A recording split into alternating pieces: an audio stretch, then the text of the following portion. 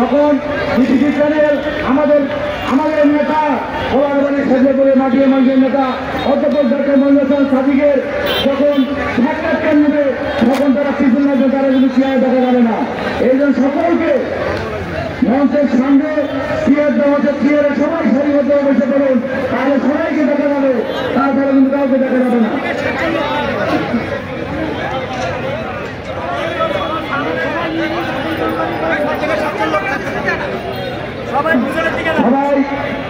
সবাই সারিবদ্ধ হয়ে চেয়ারে বসি, পিছনে কেউ দাঁড়িয়ে থাকবেন না। মানিক ভাইকে বলো, মানিক ভাই আগে পিছনে গল্প করুন, মানিক ভাই আগে পিছনে গল্প করুন, এখানে দাঁড়িয়ে কোনো কিছু না অবকাশ নাই।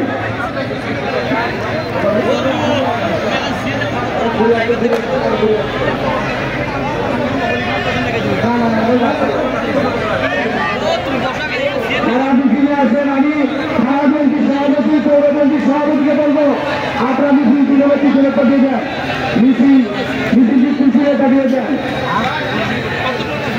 মিছিলটি পিছনে পাঠিয়ে দেন।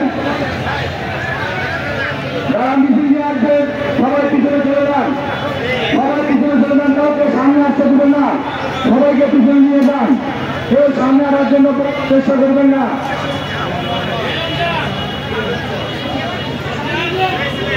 আমার যেখানে আসুন না কেন শুধু পিছনে জায়গা মতো পাবেন, যদি কারোর চেয়ারে জায়গা না হয় তাহলে দাঁড়িয়ে সুন্দরভাবে দাঁড়াবেন, কেউ সামনে রাখার চেষ্টা করবেন না, আবার সকলে পিছনে দেন। আজকে প্রোগ্রামটি চেয়ারে যারা আছে তারা বসে পড়েন, চেয়ারে যারা দাঁড়িয়ে আছেন তারা বসে পড়েন।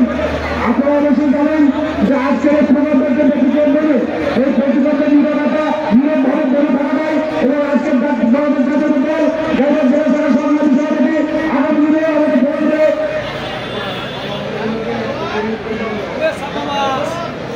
আজকে আমি ভারতের জাতীয় ছাত্র দলের